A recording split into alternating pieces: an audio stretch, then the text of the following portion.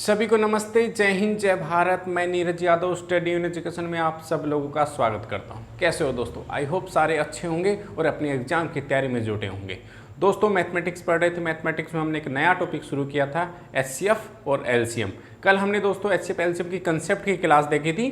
जिन बच्चों ने वो क्लास नहीं देखी है, डिस्क्रिप्शन में उसका लिंक दिया गया है, आप वहाँ से जाके देख सकते हैं और अपने नोट्स बना सकते हैं। आज दोस्तों हम क्वेश्चन शुरू करते हैं और इन सभी क्वेश्चन की जो क्वेश्चन मैं यहाँ पे करवाऊंगा ये प्रीवियस ईयर के क्वेश्चन है दोस्तों, और इनकी पीडीएफ फाइल पर क्लास आपको हर एक क्लास खत्म होने के बाद हमारे टेलीग्राम पे मिल जाएगी। आपको टेलीग्राम का लिंक भी डिस्क्रिप्शन में दिया गया है।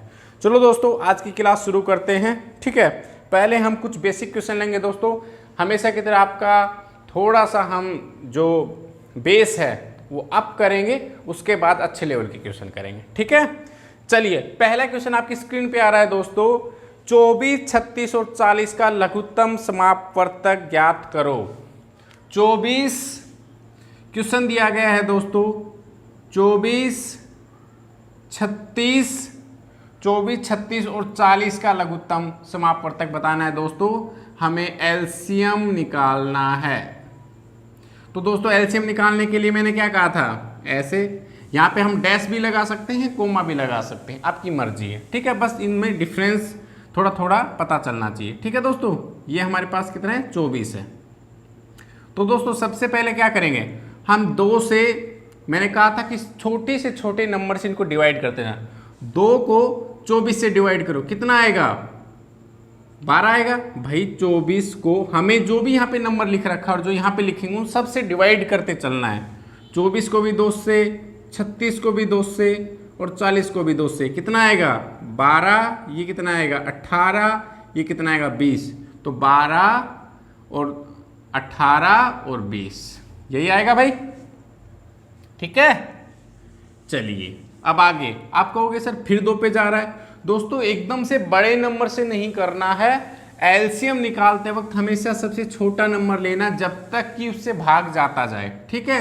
फिर 2 से करेंगे, 12 को, 18 को और 20 को 2 से डिवाइड करो दोस्तों, कितना आएगा 6, यहाँ पे 9, यहाँ पे 10, 6, 9 और 10। कोई दिक्कत?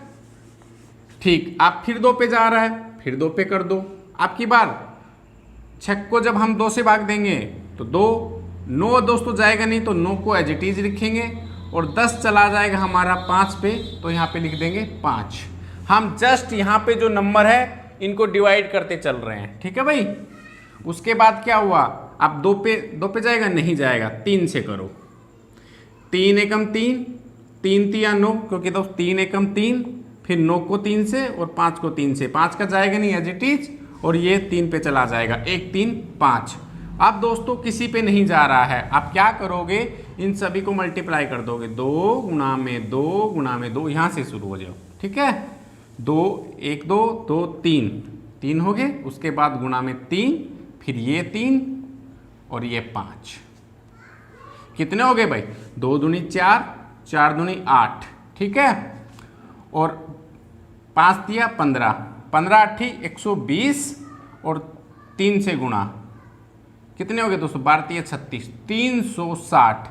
दोस्तों इसका एलसीएम आपका 360 आ गया, ऑप्शन नंबर 3। और आपको दोस्तों यही ट्रिक अपनानी है, ऐसा ही करना है। अगर आप फैक्टर वाले में जाओगे कंफ्यूज हो जाओगे, कोई दिक्कत नहीं है, ठीक है। पहला क्वेश्चन आपका हो गया भाई, इसको नोट करते चलें। और दोस्तों कॉपी पेन में एक एक क्वेश्चन आपके नोट होना चाहिए। मैं आपके नोट्स बनवा रहा हूँ, ठीक है। एक एक क्वेश्चन आपकी नोटबुक में नोट होना चाहिए, ठीक है भाई। चलिए अगला क्वेश्चन शुरू करते हैं दोस्तों। अगला क्वेश्चन आपकी स्क्रीन पे आ रहा है दोस्तों। 2/3, 2/3, 4/9, 2/3, 4/9, 4/9 और 5/6। यही है ना भाई, 2/3, 4/9 और 5/6 का लघुत्तम समापवर्तक, इसका भी एलसीएम बताना है।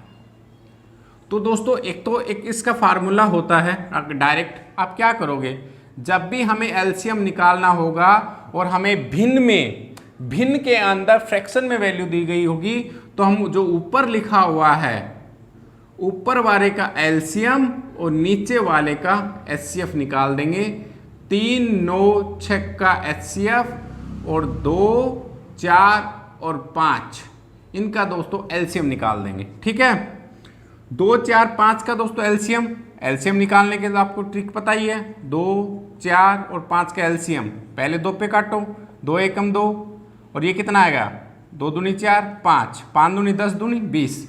तो ऊपर वाले का एलसीएम कितना आएगा 20 और नीचे वाले का एचसीएफ लेना, हाईएस्ट कॉमन फैक्टर। ठीक है दोस्तों, एचसीएफ निकालने के लिए मैंने कल भी आपको एक ट्रिक बताई थी, भाग विधि द्वारा या फिर आप फैक्टर कर लो। 3 का फैक्टर तो 3 ही होगा, 9 का फैक्टर 3/3 और 6 गुणा में 2। ठीक है, ये 3 का फैक्टर है दोस्तों, ये 9 का फैक्टर है और ये 6 का फैक्टर है। इनमें कॉमन आपको क्या दिख रहा है? आप कहोगे सर तीनों में कॉमन है, तो एचसीएफ भी 3 हो गया। 20/3 यही आंसर है। ठीक है, 20/3 ऑप्शन नंबर 2। भिन्न के क्वेश्चन में दोस्तों आपको याद रखना है कि हमें ऊपर वाली जो भी संख्या है उनका एलसीएम लेना है, नीचे वाले का एचसीएफ लेना है। ये आपको याद रखना है, याद रखना है। ठीक है भाई, आप कहोगे सर अगर याद ना रहे तो उसका भी इलाज है भाई। ठीक है, मान लो कि आपको याद नहीं है तो उसका भी इलाज करते हैं कि भाई आपको फार्मूला याद नहीं है। ठीक, आप क्या करें? तो दोस्तों सबसे पहले हम क्या करेंगे, इन सभी का एलसीएम लो। पहले इन सभी का एलसीएम कितना आएगा 18 आएगा। ठीक, 18 पहले 3 से करो, 18 को पहले 3 से भाग दो, कितना आएगा 6 और उसके बाद जो ऊपर वाला संख्या है 2 उससे गुणा कर दो 12 यहाँ लिख दो कोमा। उसके बाद 18 को 9 से डिवाइड करो क्योंकि 9 है, 9 दूनी 18 और जो 2 आया उसको 4 से गुणा करो, 4 दूनी 8 और यहाँ लिख दो। उसके बाद 18 को आप 6 से डिवाइड करो, 6 18, 3 आ गया, 3 को ऊपर वाले से गुणा करो और 3 5 15 यहाँ लिख दो। इतना कर लोगे भाई? ठीक भाई, आपको फार्मूला याद नहीं है कोई दिक्कत नहीं है। अब हम क्या करेंगे, अलग अलग कर लो। 12/18, 8/18 और 15/18। ठीक है, अब नीचे वाला तो कॉमन है, नीचे वाला तो कॉमन है ही, सिर्फ हमें ऊपर का एलसीएम लेना है। और ऊपर वाले का एलसीएम लेना तो हमारे लिए बहुत आसान है। कैसे करोगे? 12, 8 और 15 यही है एलसीएम। 2 पे करो, 2 6 12, 2 चौके 8, 15 एज इट इज। फिर 2 पे करो, 2 तिया 6, 2 दूनी 4 और 15 एज इट इज। उसके बाद 2 पे नहीं जाएगा, 3 पे जाएगा, 3 एकम 3, 3 5 15। दोस्तों कितना हो गया 2, ये 2, फिर ये 2, फिर 3, फिर 2 गुणा 5।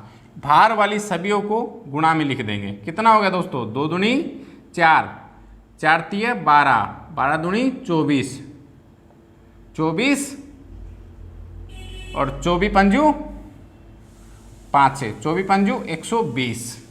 ठीक है भाई, 120/18 कितने पे जाएगा 6 पे, 6 दूनी 12, 6 तिया 18, कितना आएगा भाई 20/3। यही आपका आंसर था, 20/3 आंसर था ना आपका।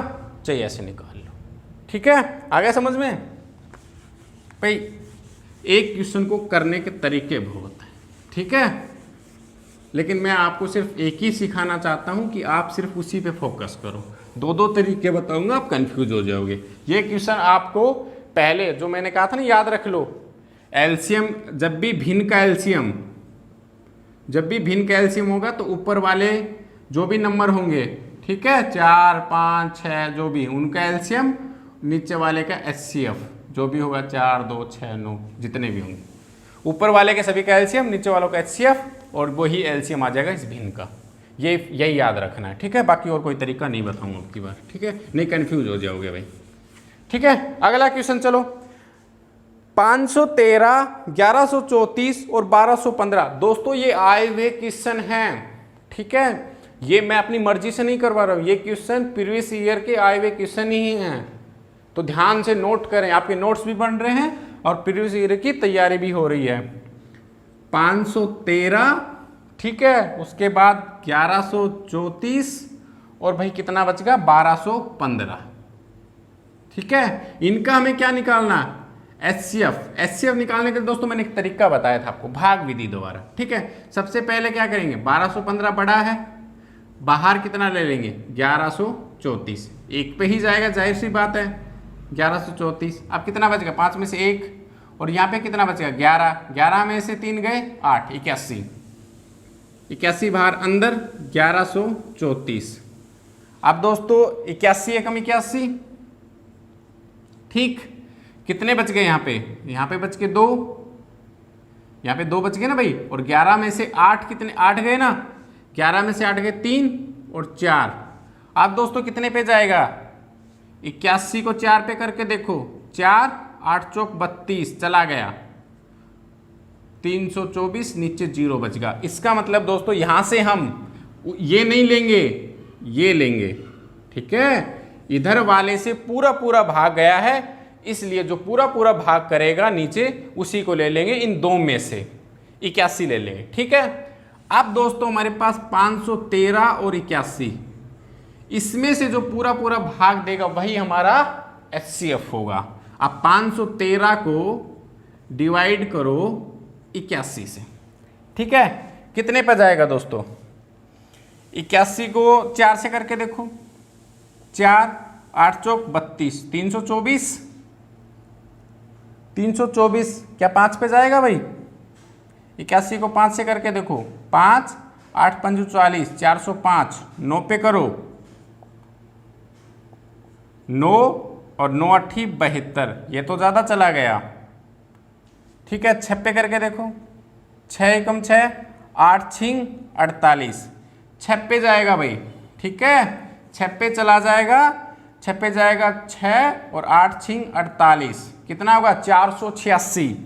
अब 486 यहाँ कितना बचेगा 13, 13 में से 6 गए, 13 में 6 गए 7, और उसके बाद यहाँ पे असल ले ली थी तो यहाँ पे कितना बचेगा 0, एक इधर 10, 10 में से 8 गए 27, ठीक। अब 27 इधर और 81 इसके अंदर, ये वाला, अब कितने पे जाएगा 3 पे चला जाएगा, 27 81 0। इसका मतलब पूरा पूरा भाग किसने दिया लास्ट में इन तीनों को, 27 ने, तो हमारा HCF भी कितना हो गया दोस्तों 27 होगा। कोई फैक्टर के चक्कर मत पड़ना, और इसके फैक्टर भी आप बना नहीं पाओगे, 513 के क्या बनाओगे, नहीं बना पाओगे, ठीक है, फंस जाओगे, या फिर 3 से डिवाइड करके देखोगे कि 3 पे जा रहा कि नहीं, फिर 1134 में उलझ जाओगे कैसे कैसे फैक्टर करें, ठीक है। बस यही विधि अपनानी है आपको, भाग विधि द्वारा, डिवीजन मेथड से ही आपको HCF निकालना है, ठीक। यही आप बचपन से सीखते आए हो और इसी की प्रैक्टिस आपको है, बस आपको थोड़ा याद दिलाना था, आप सभी अच्छे से कर लोगे, ठीक है। अगला क्वेश्चन शुरू करते हैं दोस्तों, HCF ऑफ, दोस्तों ये क्वेश्चन मैंने जानबूझ के लिया है, ठीक है, जानबूझ के ये क्वेश्चन लिया है क्योंकि दोस्तों ये भी आया हुआ क्वेश्चन है, ठीक है, तो आपके एक भी टाइप बचनी नहीं चाहिए, उसी लिए HCF निकालो x2 माइनस y2, ठीक है, और x और दे रखा है एंड x3 माइनस y3, इनका क्या दे रखा है दोस्तों, हमें महत्तम समापवर्तक HCF निकालना है, HCF इन दोनों का, ठीक है। अब कहोगे सर हमें तो इनको भाग दे ही नहीं सकते, दोस्तों अगर भाग दोगे थोड़ा कन्फ्यूजन हो जाएगा, आपको डायरेक्ट फार्मूला नहीं पता इनका, x2 माइनस y2 क्या होता है, x minus y x plus y, जब अलजेब्रा पढ़ाऊंगा ना तो बहुत अच्छे से आ जाएगा। अभी के लिए बस आप याद कर लो कि x2 माइनस y2 का फार्मूला ये होता है, ठीक। और उसके बाद x3 माइनस y3 का फार्मूला क्या होता है, x minus y x square plus x y plus y square, ये आपका x3 का फार्मूला। इन दोनों में कॉमन क्या है, ये कॉमन है x माइनस वाई, तो x माइनस वाई जो कॉमन होगा दोनों में वही हमारा HCF होता है, यही HCF होगा। LCM कितना, मतलब आंसर कितना आएगा, एक HCF कितना आएगा x माइनस वाई, बस इतना ही करना था, कोई दिक्कत नहीं होनी चाहिए भाई। भाई लाइक और शेयर करते रहिए, कितना बढ़िया टॉपिक पढ़ा रहा हूँ, कितने अच्छे क्वेश्चन करवा रहा हूँ आप लोगों को, ठीक है, आपके नोट्स बन रहे हैं। चलिए भाई अगला क्वेश्चन करते हैं दोस्तों, दो संख्याओं का लघुत्तम समापवर्तक। दोस्तों इस क्वेश्चन से करने से पहले मैं आपको ये बात याद दिला दूं, मैंने कल एक लिखवाई थी, पहली संख्या गुणा में दूसरी संख्या इजकल टू HCF गुणा में LCM, ठीक है। हमें प्रूव तो करना नहीं है। प्रूव करके क्या करोगे भाई, पेपर में आपको थ्योरेटिकल थोड़ी लिखना है, आपको क्वेश्चन करना है और वो भी 1 या 2 आएंगे। ठीक है, बस तरीका सीखो। तो दोस्तों ये मैंने आपको लिखवाया था कल कि भाई ये याद कर लेना, पहली संख्या गुणा में दूसरी संख्या।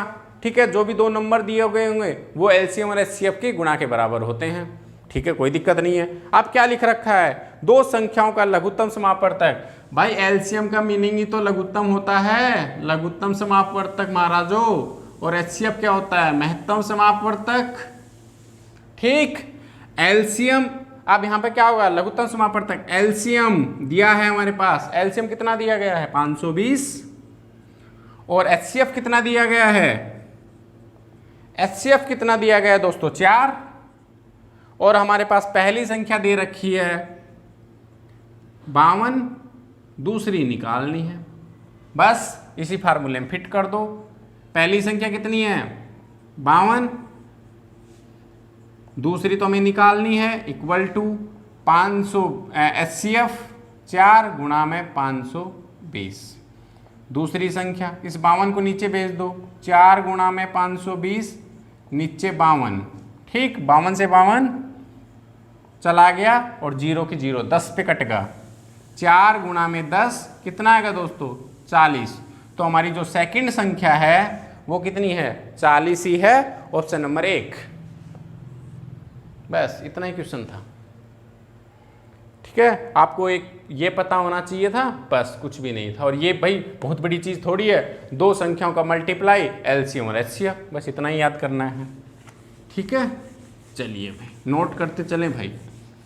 ठीक है, आप एलसीएम एचसीएफ ऐसे कह रहे थे कि पता नहीं पहाड़ जैसा टॉपिक है, कुछ भी नहीं है दोस्तों, ये सबसे आसान टॉपिक है और एक क्वेश्चन गारंटीड हर एग्जाम में आपको मिलेगा। ठीक है, चलिए भाई आगे दोस्तों दे रखा है 3 संख्याओं का अनुपात। दोस्तों मैंने एक बार पहले भी आपको जब मैं परसेंटेज और अनुपात से अनुपात रेशियो प्रपोर्शन करवा रहा था उसमें भी मैंने बताया था, मान लो कि 24 है 12 है। ठीक, इनको मैंने काटा 12 पे, 12 के 12 दूनी 24, 12 के 12, इन दोनों का अनुपात 2:1 आ गया। तो दोस्तों इसका मतलब ये 2:1 कब आया, जब 2 के साथ में 12 से गुणा था और 1 के गुणा में 12 से गुणा था। मतलब इस अनुपात के यहाँ पे कुछ गुणा होता है जो हम काट देते हैं। ठीक, ये बात आपको याद आ गई, बस ठीक है, इतने बात ध्यान रखो। अब चलो क्वेश्चन पे आते हैं। 3 संख्याएं क्या हैं 3 4 5, 3 4 5, ये 3 संख्याएं हैं, ये अनुपात दे रखा है। इसका मतलब दोस्तों यहाँ पे कोई x रहा होगा जिसको हमने काट दिया, तभी तो ये अनुपात बना है।